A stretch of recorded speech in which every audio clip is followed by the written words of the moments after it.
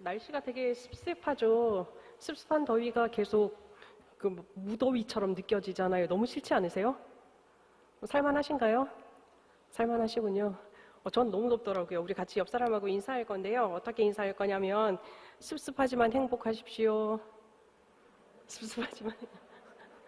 네, 또 한 가지 더 인사했던데요. 사랑합니다. 우리 같이 고백하겠습니다. 사랑합니다. 사랑합니다. 제가 어저께 제 친구랑 전화 통화를 했어요. 그 친구가 조금 수술을 받아서 잘 지내는가 궁금해서 전화를 했는데 이 친구가 전화를 받자마자 저한테 하는 말이 한숨을 쉬는 거예요. 그래서 왜 한숨을 쉴까? 왜 한숨을 쉬냐 물어봤더니 이제 그 친구가 그러는 거예요. 야, 미라야, 나 병원 갔다 왔어. 또 그래요. 그래서 야, 수술한 데 말고 또 병원을 갔어? 물어봤더니 안과를 갔대요. 안과를 갔는데 의사 선생님이 청천벽력 같은 이야기를 했대요. 노안이 많이 진행되었습니다. 그래서 자기가 막 충격이었다고 그 얘기를 하는 거예요. 저한테 그 얘기를 하는 거예요. 야, 너 아직 모르지. 노안이 진행되는 데는 단계가 있어. 그러는 거예요. 그래서 야, 노안이 진행되는데 무슨 단계가 있어? 우리 나이면 노안이 진행될 나이야. 그랬더니 그 친구 하는 말이 첫 번째는 핸드폰이 점점 멀어지기 시작하면 노안이래요. 그러니까 자기도 핸드폰이 이렇게 가까이 있다가 점점 멀어지기 시작했다는 거예요. 그래서 병원을 갔더니 노안이 꽤 많이 진행돼서 안경을 바꾸라고 그 얘기를 했다고 그러더라고요.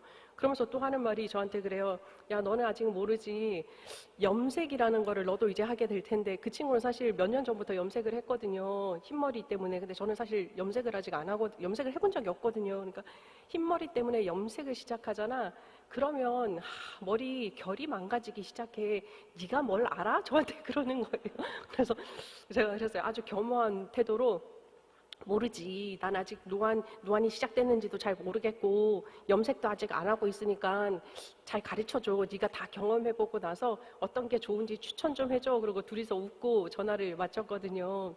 그러니까 그 친구가 하는 소리가 그건 거예요. 노안이 시작되고 이제 자기가 흰머리를 염색을 하면서 내 나이가 너무 들었구나. 그러면서 내가 무엇을 할 수 있을까 고민이 되더래요. 하반기의 삶을 이제 시작했잖아요. 하반기의 삶을 시작했는데 올해의 하반기가 아니라 인생의 하반기의 삶을 시작했는데 이 삶을 어떻게 자기가 복되게 살까? 하나님이 보내신 그 삶에 합당하게 살아가는 방법이 뭘까? 고민을 하다 보니까 자연스럽게 탄식이 나온다. 그런 이야기를 하더라고요. 죽음의 수용소라는 책을 쓰신 분이 계세요. 빅터 프랭클이라는 정신의학자신데요. 이분은 어떤 이제 이론을 가지고 있냐면 유대인이셨거든요. 그래서 나치 수용소에 갇혔고, 근데 그 수용소에서 살아남으셨어요. 살아남으시면서 자신의 경험을 바탕으로 해서 로고스 테라피라는 이제 이론을 만드셨거든요. 의미 치료라고 해요. 그분이 그 얘기를 하는 거예요. 어떻게 살아남았을까? 자신의 이제 스토리를 쓴 것이 죽음의 수용소라는 책인데 거기서 자기는 그런 얘기를 하는 거죠.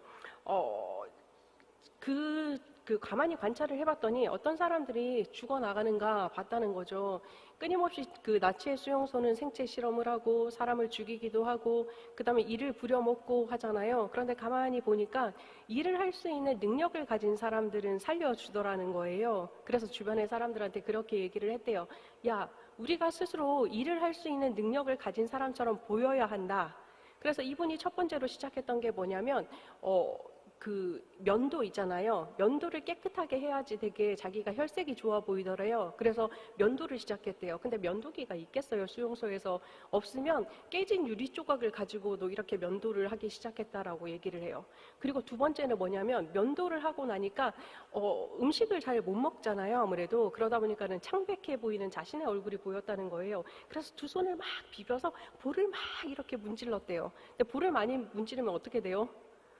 당연히 홍조가 뛰죠, 그죠? 홍조가 뛰는 거예요. 그러니까 혈색이 좋아 보이는 거죠. 그래서 이분은 평생은 아니지만 그 수용소에 있는 동안 일하던 사람으로 그렇게 열심히 일을 하고 살아남았던 거거든요. 이분에게 있어서 사실 그 수용소라는 경험은 놀라운 이제 경험이었겠죠. 삶과 죽음이 교차하는 곳이잖아요. 나도 언제 어떻게 죽을지 몰라라는 생각을 가질 수밖에 없는 그런 한계 상황이었음에도 불구하고 이분은 그 한계 상황을 뛰어넘은 거예요. 자신만의 방법을 선택을 하고 그래서 그 방법을 실행함을 통해서 살아남으신 거거든요. 한계점을 뛰어넘은 사람, 그리고 삶과 죽음의 경계를 넘은 사람, 그분이 바로 빅터 프랭클인데요.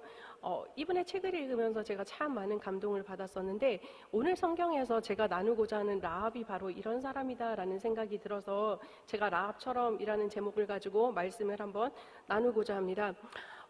다들 이야기의 배경은 알고 계시겠지만 짧게 요약을 해드리자면 그래요. 그 여호수아가 이제 이스라엘 백성들을 끌고 가잖아요. 끌고 가면서 가나안 땅으로 들어가기 위해서 두 사람의 정탐꾼을 보내거든요. 그런데 재미있는 게 있어요. 우리 성경에 보면 이제 그냥 보내는데 그 공동 번역이나 NIV 성경을 읽어보면 어떻게 되어 있냐면 은밀하게 보냈다라고 얘기를 해요. 신기하죠. 사실 모세의 여정, 그다음에 여호수아의 여정은 되게 비슷하게 쌍둥이처럼 가는 거 알고 계시죠? 정탐꾼 사건도 사실은 있었잖아요. 그런데도 불구하고 여호수아는 되게 조용히 보냈거든요. 왜 조용하게 보냈을까? 제가 생각해 보니까 그런 거예요. 자기가 그 장소에서 살다 보니, 그리고 자기가 그 모세가 그 12명의 정탐꾼을 보냈을 때 그 상황을 보니 난리가 났었잖아요. 이스라엘 백성들이 10명이 들어와서 뭐 적과 꿀이 흐르고 아무리 과실이 좋고 큽니다. 진짜 아주 놀랍습니다라고 했는데 그들이 했던 말이 있었거든요. 너무 거인이라고. 우리들은 그들의 밥밖에 되지 않는다라고 얘기를 했거든요. 그 이야기를 들은 이스라엘 백성들이 통곡을 하고 난리가 났었잖아요. 갈렙과 여호수아는 어떻게 나와 있냐면 성경에 보면 옷을 찢고 막 울고 얘기를 하거든요. 아닙니다. 그 땅이 아무리 거인이 있을지라도 하나님께서 허락해 주신 땅이 바로 그 땅입니다. 우리는 들어가야 합니다. 얼마나 답답했으면 옷을 찢겠어요. 그죠? 그런 상황을 여호수아가 봤었잖아요. 그러면서 그 결과가 무엇인지 다들 알고 계시죠? 그 당시에 갈렙 외에 어른들은 약속의 땅에 들어가지 못하게 됐었잖아요. 그 경험이 있어서 그랬는지는 잘 모르겠어요. 그런데 여호수아는 어쨌든 두 사람의 정탐꾼을 은밀하게 여리고에 보내요. 그런데 신기해요. 분명히 여리고에 보낼 때는 은밀하게 보냈는데요. 들어가자마자 발각이 돼버리거든요. 어떤 사람이 그래요. 여리고 왕한테 가서 이스라엘에서 정탐꾼이 들어왔습니다. 2명이나 들어왔고 기생 라합의 집에 들어갔습니다. 이 소식을 듣게 되는 거죠. 그죠? 라합은 어떻게 했어요? 그 2명의 정탐꾼을 숨겨줬죠. 그리고 잡으러 온 여리고 왕의 그 군사들한테 거짓말을 했고요. 거짓말을 해서 군사들을 따돌려주고 이 정탐꾼들한테 그 약속을 받아내잖아요. 당신들이 이제 나를 기억해 주십시오. 그래 이스라엘 땅이 이 지역이 이스라엘 땅이 될 것인데 그때 나와 관계된 모든 가족들 그리고 사람들 살려주십시오라고 이야기를 하는 부분이 대부분의 내용인 거죠. 그런데 여기서 또 재미있는 사건이 하나 있어요. 무슨 사건이냐면 여호수아가 어느 땅에서 보낸지 아세요? 우리가 읽지는 않았지만 여호수아서 한번 펴보시겠어요? 여호수아서 2장 말씀인데요. 2장 1절 말씀이에요. 제가 가지고 있는 성경으로는 구약 성경 321면에 있어요.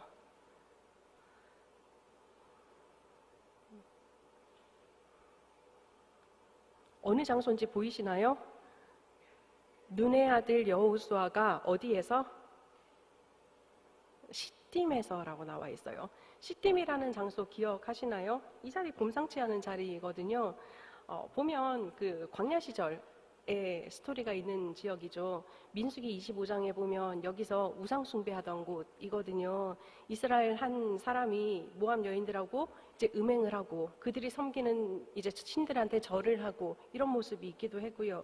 또한 이스라엘 백성 중에 한 명이 미디안 여자하고 관계를 맺고 결국 비느하스에 의해서 죽임을 당한 곳이거든요. 되게 신기한 장소인 거예요. 불편한 장소인 거죠. 이스라엘 사람들의 기억 속에는. 그럼에도 불구하고 그 장소에서 어쨌든 여리고로 정탐꾼을 보냈고요. 그 정탐꾼이 어쨌든 약속을 하고 돌아오는 장면까지가 바로 오늘 이야기의 배경이다라고 생각을 하시면 될 것 같아요. 그러면 오늘 이야기의 주인공은 누군가? 바로 라합이죠. 우리가 지금 폈던 여호수아서 2장의 라합은 처음 나타나요. 그런데 신기한 게 있어요. 라합이 어떤 사람이냐라고 나와 있는데요. 우리 1절 말씀 같이 한번 읽어보도록 할 텐데요. 여호수아서 2장 1절입니다. 시작. 눈의 아들 여호수아가 시딤에서 두 사람을 정탐꾼으로 보내매 이르되 가서 그 땅과 여리고를 엿보라 하매 그들이 가서 라합이라 하는 기생의 집에 들어가 거기서 유숙하더니 아멘. 라합이 집에 들어갔다라고 얘기하지 않고 누구의 집에 들어갔다? 라합이라고 하는 기생의 집에 들어갔다라고 얘기를 해요. 그런데 사실 솔직히 말하면 기생이라는 표현보다 창녀라는 표현이 조금 더 정확해요.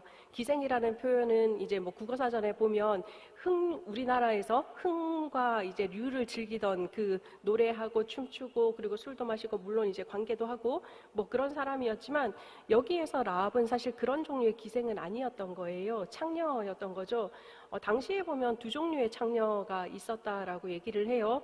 커데샤라는 창녀가 있었는데 그 창녀는 제의적 창녀였던 거예요. 하나님을 믿는 우리들은 이제 뭐 여러 신을 섬기지 않고 하나님만 섬기잖아요. 그런데 당시에 다신을 믿던 사람들은 여성 사제를 둔 거예요. 그 다산을 상징하는 여성 사제를 두고 그들하고 관계를 할수록 이제 뭐 땅이 부유해질 것이고 그리고 자신들이 자손을 많이 낳을 것이고 뭐 돈을 많이 벌 것이고 뭐 이런 일을 했던 것. 커데샤라는 창녀가 있었어요. 그런데 이들은 신전에서 있었기 때문에 그래도 그나마 사회적 지위도 괜찮았고 대우도 괜찮았다라고 얘기를 해요. 그런데 반면 오늘 주인공인 라합은 조나라고 표현이 된다라고 하는데 이 조나라는 창녀는 뭐냐면 먹고 살기 위해서 자신의 몸을 파는 사람, 그러니까 말 그대로 그냥 창녀의 삶을 사는 사람이라고 얘기를 하거든요. 가만히 생각해 보세요. 요즘에 우리나라 사회에서도 자신의 몸을 생계수단으로 여기고 살아가는 사람에 대해서 사실 높은 지위를 주지는 않잖아요. 우리가 이렇게 보기도 하고 별로라고 생각하기도 하잖아요. 당시에도 마찬가지였던 거예요. 이 사회에서 여리고 사회라는 곳에서 이 라합이 차지하고 있던 자리는 어디였느냐? 최하층이었겠죠. 당시에는 더군다나 여성은 그 다음에 게다가 창녀야 완전 하층민의 삶을 살아가던 사람, 바로 그 사람이 라합이라고 나와 있는 거죠. 그리고 두 번째 보면요, 라합은 또 어떤 사람인가?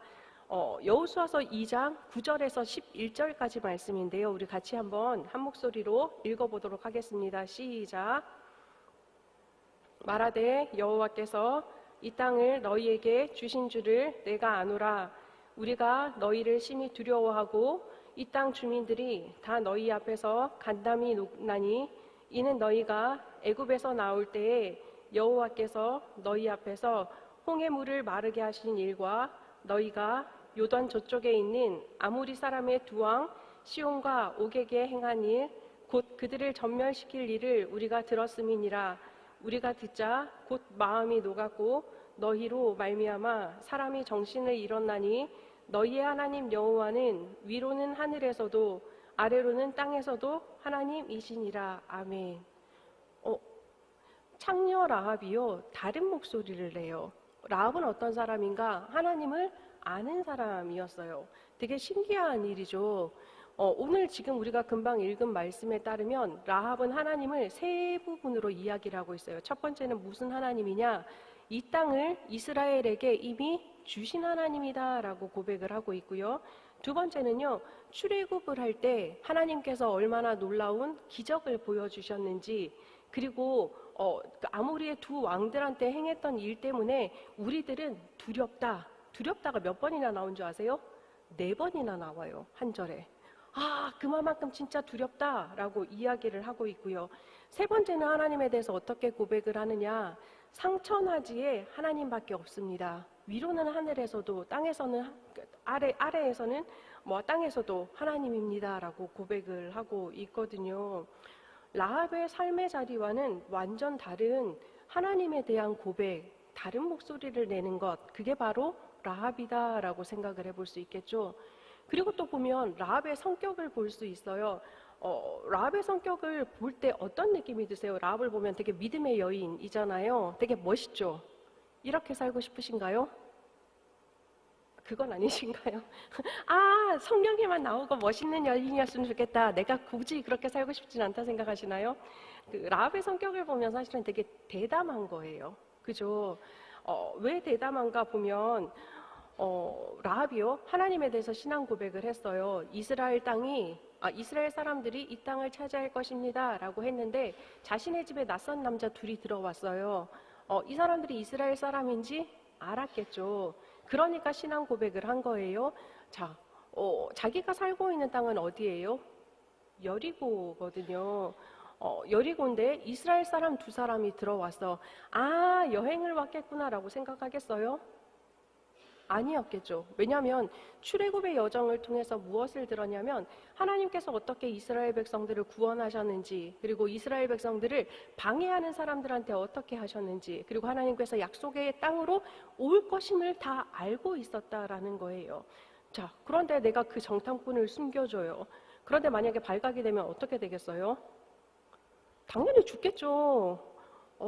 대담한 여자인 거죠. 또 한 가지는 여리고 왕이 이미 알았어요. 그래서 군사들을 보냈거든요. 야, 너희 집에 숨어있는 그 정탐꾼 내놔. 그랬을 때 라합이 어떻게 대답했는지 아세요? 들어왔는데요. 이미 나가버렸어요. 야, 해가 지기 전에 금방 나갔으니까 따라잡으면 잡을 수 있을 거예요. 거짓말을 해요. 쉽지 않은 대담함이죠. 금방 나갔으니까 잡을 수 있을 거예요 라고 하고 나서 이 군사들이요 따라 나갔단 말이에요. 무슨 일이 벌어졌는 줄 알아요? 군사들이 따라 나가고 나서 바로 이 사람들은 성문을 닫아버렸거든요. 이 말은 정탐꾼을 끝까지 보호해 줬다라는 얘기인 거예요. 아무나 할 수 있는 일들 아니거든요. 이 사건들만 봐도 사실 라합은 성경에서 나와 있어서 그런 것이 아니라 성격 자체가 사실 엄청나게 담대한 사람이었다라고 얘기를 해요. 또 한 가지, 라합이 얼마만큼 대담한가를 보여주는 사건이 있는데요. 우리 여호수아서 2장 12절 말씀 같이 한번 읽어보도록 다시 할게요. 다시 읽어보겠습니다. 시작. 그러므로 이제 청하노니 내가 너희를 선대하였은즉 너희도 내 아버지 집을 선대하도록 여호와로 내게 맹세하고 내게 증표를 내라. 라합이요, 보면 뭐라고 나와 있냐면 청하노니라고 되어 있어요. 근데 청하는 느낌일까요? 제발, 간절히, 부탁합니다 이런 느낌인가요? 아니거든요. 뭐라고 얘기하는 줄 아세요? 내가 너희를 선대하였다라고 얘기를 해요. 이 말은 뭐냐면 내 의지로 너희들을 보호해 주었다라고 얘기를 하고 있는 거죠. 생각해 보세요. 아까 우리가 그랬죠. 라합의 직업, 창녀라는 직업을 가지고 살았어요.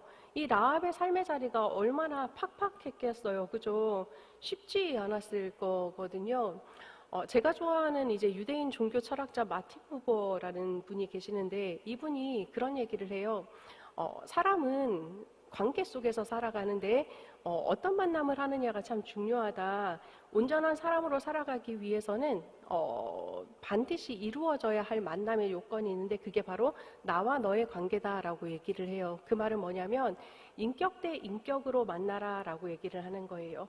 그리고 서로 만나되 이야기를 하되 대화를 하되 서로 대화를 하라라고 얘기를 해요. 여기에서 대화의 의미를 다시 이제 말씀을 드리자면 우리는 두세 사람이 모여서 얘기하면 무조건 대화하고 왔어요 라고 표현을 하잖아요.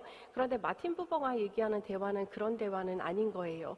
이 대화라는 것은 무엇이냐면 나의 이야기도 소중하고 상대방의 이야기도 소중하고 그리고 서로의 이야기를 통해서 조정할 것은 조정할 수 있는 마음을 가지는 것, 그리고 서로의 이야기를 통해서 고칠 수 있는 것들 혹은 고쳐야 될 것들에 대해서는 열려있는 마음의 자세를 가진 것이 바로 대화라고 얘기를 하거든요. 참된 관계는 이 나와 너의 관계를 통해서 이루어진다라고 얘기를 해요. 그런데 우리 사회가 자꾸 병들어가는 이유는 무엇이냐면 나와 너의 관계를 사용하는 것이 아니라 나와 그것의 관계를 사용하기 때문이다라고 얘기를 해요. 나와 그것의 관계라는 것은 무엇이냐면 사람과 사람이 만나는 거예요. 사람과 사람을 만나지만 내가 상대방을 인격으로 생각을 하기보다는 내 욕구 혹은 내 목표 혹은 나의 성공을 위해서 사용하는 수단으로 여길 때의 모습을 얘기해요. 이럴 때 일어나는 이제 대화의 모습은 무엇이냐? 바로 독백이라고 얘기를 하는데요. 혼잣말인 거예요. 그런데 이 독백은 그냥 우리가 뭐 연기자들이 내 세상 어머 어머 너무 아름다워 뭐 이런 독백을 얘기하는 건 아니에요. 상대방에게 대해서 해 반드시 너는 생각하지도 말고 너는 내 뜻대로 해 명령어. 그리고 그 사람의 감정이나 생각을 존중해주지 않는 그런 대화의 모습을 바로 독백이라고 얘기를 하거든요.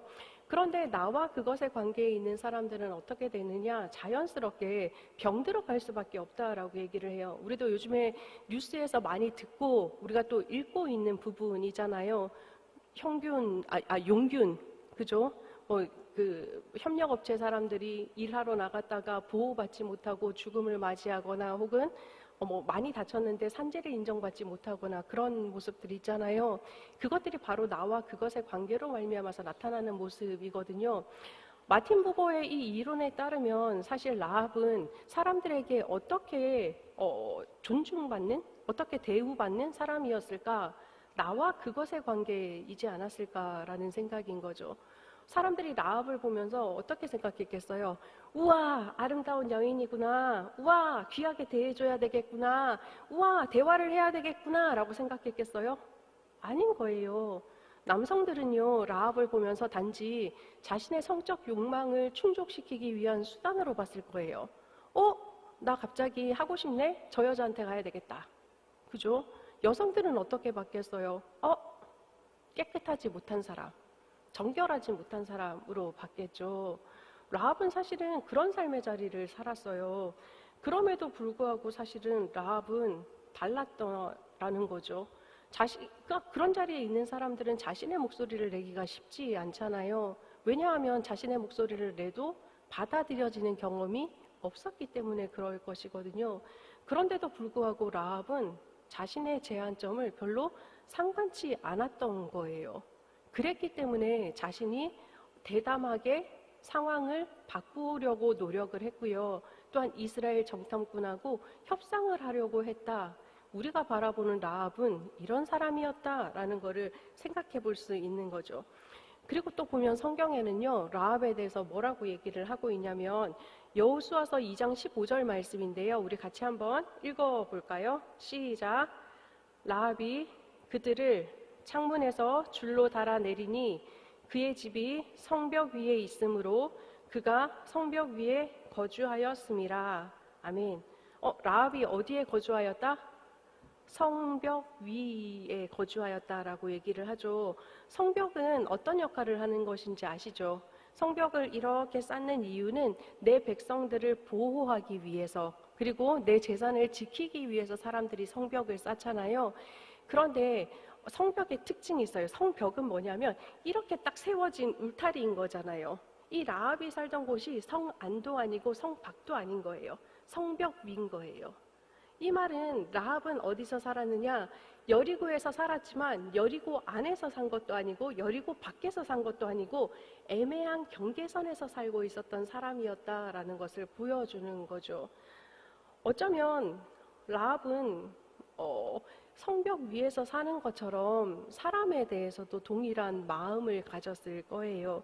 경계선에 산다라는 것은 우리가 구분을 한다라는 개념인 거거든요. 성벽 안에 사는 사람은 부유한 사람, 내 가족, 성벽 밖에 사는 사람들은 적군. 그렇게 바라보는 개념인 거잖아요. 라합은 그렇게 바라보는 사람의 삶을 살았다라는 것을 오늘 본문은 이야기해주고 있죠. 라합은 이런 사람이었어요. 그런데 사실 라합이 어떻게 자신의 목소리를 끊임없이 낼 수 있었을까? 어떻게 자신의 상황하고 상관없이 자기의 이야기를 할 수 있었을까? 제가 볼 때는 성경에서 자세하게 나오지는 않아요. 나오지는 않지만 라합은 그런 사람이었던 것 같아요. 자신의 목소리를 끊임없이 내는 사람, 누구든 듣든 말든 상관이 없었던 것 같아요. 여태까지의 상황을 보면 사람들은 듣지 않았어요. 그러니까 라합은 그냥 그대로 살아갔는데요. 그럼에도 불구하고 라합은 자신의 목소리를 냈어요. 자, 자신의 목소리를 냈다라는 개념은 뒤집어 보면 무슨 생각이냐면 내가 원하는 바를 정확하게 알고 있다라는 얘기인 거예요. 우리가 모르는데 내 이야기를 할 수는 없잖아요. 라합은 자신이 원하는 것을 정확하게 알고 있었다라는 거예요. 라합이 원하던 삶은 어떤 삶이었을까? 자신을 수단으로 바라보는 사람들의 그 눈초리가 아니라 자신을 인격, 너의 존재로 바라보기를 원하지 않았을까라는 생각이 들고요. 또 성안도 아니고 성박도 아닌 그 경계선, 성벽 위에서 살면서 너와 나를 구분하는 것이 아니라 하나됨을 경험하고 싶은, 때로는 성벽 안에서 살기도 하고 때로는 성벽 밖에서 살기도 하고 때로는 성벽 위에서 살고 싶어하는 그 마음이 있지 않았을까? 그 마음 때문에 사실은 라합은 자신의 목소리를 끊임없이 낼 수 있었다라는 거죠. 그런데요, 전제 조건이 있는 거예요. 라합이 자신의 목소리를 끊임없이 냈고 이번에는 정말 정확하게 표현까지 했어요. 그렇게 할 수 있었던 이유는 무엇이었냐? 라합이 하나님을 알고 있었던 거예요. 우리가 앞에서 얘기했던 것처럼 기나긴 과정을 통해서 세 가지에 대해서 하나님에 대해서 이야기를 하고 있거든요. 카더라 통신이 아니었던 거죠. 사실 라합은 하나님을 직접적으로 만난 경험이나 하나님을 알 수 있는 방법이 있지는 않았었어요. 왜냐하면 경험한 적이 없었으니까. 뭐라고 얘기를 했냐면 정탐꾼한테 얘기했을 때 그런 이야기를 해요. 소문으로 들어서 카더라 통신이거든요. 그런데 라합에게 있어서 놀라운 점은 뭐냐면 카더라 통신에서 머물러 있지 않았다라는 거예요. 신앙의 고백으로 바뀌는 놀라운 역사가 있었다라는 거예요. 9절 말씀인데요. 9절 상반절 말씀 우리 다시 한번 읽어보도록 하죠. 시작. 말하되 여호와께서 이 땅을 너희에게 주신 줄을 내가 아노라. 아멘. 뭐라고 나와 있어요? 이스라엘 백성한테 이 땅을 이미 주셨다라고 나와 있어요. 이스라엘 백성들이 근처에 있나요? 그렇지도 않았어요. 전쟁을 했나요? 그렇지도 않았어요. 얼마만큼 그 사람들의 수요가 있고 얼마만큼 그 사람들이 힘을 가지고 있고 전쟁을 할 수 있는지 알지 못해요. 그런데 라합은 이미 하나님께서 이스라엘 백성들에게 이 땅을 주셨다라고 고백할 수 있었던 이유는 무엇이냐면 하나님께서 능히 모든 것이 가능하게 하시는 분이시다라는 것을 알고 있었기 때문에 고백을 했다라는 거죠. 라합은요, 그런 욕구가 있었을 거예요. 아까 얘기했던 것처럼 그것이 아니라 나는 너로 살아가고 싶어요. 그리고 나는 성벽 위에서 경계선에서 살아가지만 경계선을 넘나들고 살아가고 싶어요. 그런데 그 타이밍이 언제냐? 바로 하나님의 백성들이 가까이 왔을 때, 그리고 하나님이 지금 움직이고자 할 때, 그때가 타이밍이다라고 생각을 했던 거예요. 라합의 머릿속에 그런 생각이 들었겠죠. 출애굽할 당시에 이스라엘 백성의 지위가 뭐였어요? 노예였잖아요. 똑같아요, 라합하고. 자유가 없는 존재. 그리고 그들이 너로 인격적인 존재로 대우를 받았을까요? 그렇지 않았었어요. 단지 나는 이스라엘 백성들을 통해서 성을 짓고 건물을 짓고 그 다음에 돈을 벌고 이런 애국 사람들 밑에서 살고 있던 사람들이 이스라엘 사람들이었단 말이에요. 그런데 그들이 하나님의 이끌리심을 받아 새로운 곳으로 나아가는 거예요. 어디? 바로 자유의 땅. 하나님께서 약속하셨던 그 선민의 땅으로 나아간다라는 것을 라합은 들었기 때문에 내가 여태까지 간절하게 외치고 간절하게 바랬던 것, 그 삶이 지금 하나님 때문에 이루어질 수 있겠구나라고 생각했기 때문에 담대하게 이야기를 할 수 있었다라는 거죠. 라합은요, 사실 성경에 많이 나오지 않아요. 그죠? 라합이라는 말의 뜻이 뭔지 혹시 아세요? 자, 따라해 봅시다. 넓다라고 나와요. 라합은요, 자신의 한계 상황을 뛰어넘고요, 경계선을 넘어섰어요. 그죠? 그래서 정말 이스라엘 이 정탐꾼을 살려줬고요. 종국에 보면 어떤 일이 벌어졌어요? 놀라운 일이 벌어졌죠. 자신의 가족 그리고 자신에게 속해 있던 모든 사람들이 구원을 받았어요. 그리고 더 놀라운 일이 있죠. 우리가 아는 것처럼. 자, 마태복음 잠시 갈 거예요. 마태복음 1장 5절 말씀 한번 찾아보겠어요. 마태복음 1장 5절 말씀. 예수님의 족보죠. 우리가 잘 아는 것처럼. 제가 가지고 있는 성경으로는 페이지가 안 나와 있네요. 제게 1페이지입니다. 자, 우리 같이 한번 1장 5절 말씀 읽어볼게요. 시작. 살몬은 라합에게서 보아스를 낳고 보아스는 룻에게서 오벳을 낳고 오벳은 이새를 낳고. 아멘. 성경에는요, 라합이 그 이후에 어떻게 살았더라, 카더라 통신도 사실은 없어요. 딱 한 가지 이야기해 주는 것은 이거예요. 자, 라합은 누구의 엄마다? 보아스의 엄마다. 보아스 기억나죠? 우리 작년에 가스펠 프로젝트 때 담임 목사님 설교 많이 들었었잖아요. 그죠? 룻 받아들인 사람이요. 자신의 남편을 잃고요, 시어머니를 따라서 아무것도 없는 이스라엘 땅에 들어온 그 여인, 룻을 품은 사람, 긍휼함을 보인 사람이 바로 보아스였잖아요. 보아스는요, 룻을 보고 긍휼함을 느꼈거든요. 보아스의 이 긍휼함은요, 경계를 넘어선 거예요. 어떤 경계를 넘어섰느냐? 아무것도 없는 여성이라는 것에 대한 경계선을 넘어섰고요. 이방 여인이라는 한계점도 넘어선 거예요. 보아스가 룻을 사랑하고 품을 수 있었던 그 근원이 누구로부터 왔다? 바로 엄마인 라합으로부터 온 것이 아닐까라는 생각이 든다라는 거죠. 라합의 이 정신이 그대로 그 아들에게 전해졌고요.